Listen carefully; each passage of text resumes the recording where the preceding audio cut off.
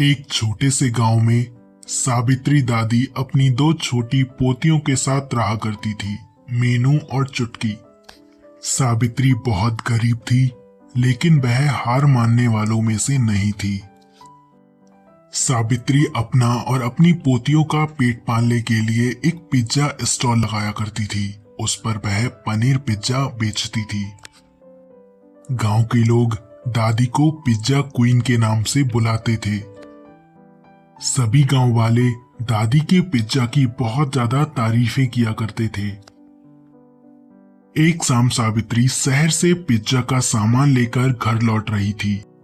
अचानक एक बड़ी सी गाड़ी आकर सावित्री को टक्कर मार देती है।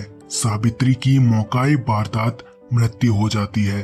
सावित्री की दोनों पोतियां मीनू और चुटकी अब अनाथ हो चुकी थी।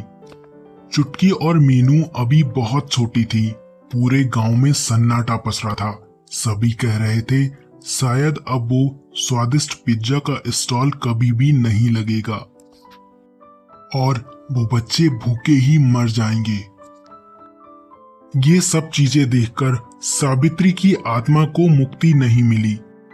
3 दिन बाद मीनू और चुटकी ने देखा कि कोई औरत जो बहुत ज्यादा खौफनाक लग रही थी, उसके बड़े बड़े नाखून और उल्टे पैर थे, उनके आंगन में बैठकर पिज्जा बेक कर रही थी।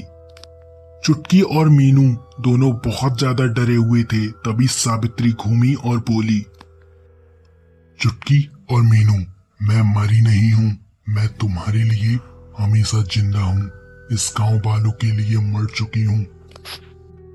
सावित्री अब रात को अपना पनीर पिज्जा का स्टॉल लगाया करती थी, लेकिन कोई नहीं जानता था कि सावित्री अब एक चुड़ैल बन चुकी है। सावित्री का पिज्जा अब इतना ज्यादा स्वादिष्ट होने लगा था कि लोग दूर दूर से वहां आने लगे, लेकिन लोग नहीं मानते थे कि सावित्री जिंदा है। शायद वो एक्सीडेंट में बच गई थी। सबसे खौफनाक बात ये, सावित्री अपने पिज्जा के ऊपर एक जादुई और काला जादू की टॉपिंग लगाया करती थी। लोग उसका पिज्जा खाकर उसके स्टॉल के गुलाम बन चुके थे। गांव वालों ने सोचा था कि शायद मेरी पोतियां दोनों भूखे ही मर जाएंगी, लेकिन मैं अपनी पोतियों से बहुत ज्यादा प्यार करती हूँ। मैं उनको कभी भी अकेला नहीं छोड़ूंगी।